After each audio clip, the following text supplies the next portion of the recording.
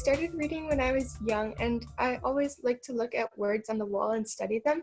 And I really like words. And when I had the opportunity to use this passion in a competition, I took it because I really enjoy it. How did you first get into competitive spelling? I did my first spelling bee with the Spelling Bee of Canada when I was 8 in 2014. I didn't really know what to expect, but I did end up winning, and that ignited a passion in me. And I did the Scripps National Spelling Bee, and my first year I also didn't know what to expect, but I did better than I had hoped. Now, you mentioned you attended the Scripps National Spelling Bee in the US a couple of times. So what were the achievements of your spelling career? How well did you do in those competitions? My biggest achievements of my spelling career were making the nighttime finals and placing 10th, which I did in 2018.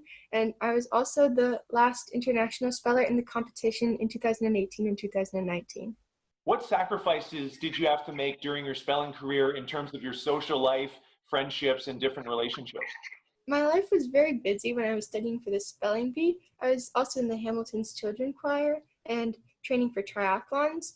I was homeschooled, so that was lucky because that gave me more freedom and flexibility of when I could study. And there were social opportunities that I had to miss out on, but I tried to keep balance in my life. Can you give me a day in your life when you were a competitive speller? How many hours would you devote to spelling, to schoolwork, to the triathlons and the choir? I would usually study for about 4 to 6 hours during the week and more on the weekends. And that studying was like learning word patterns, etymology, language rules, online quizzing, my mom quizzing me and making word lists, and studying lists of words. So I would usually study several hours in the morning, and then do some schoolwork at various times and doing more quizzing during the day. Then in the evenings would be when I would do choir or triathlon. What do you think is the biggest misconception that people have about the competitive spelling world?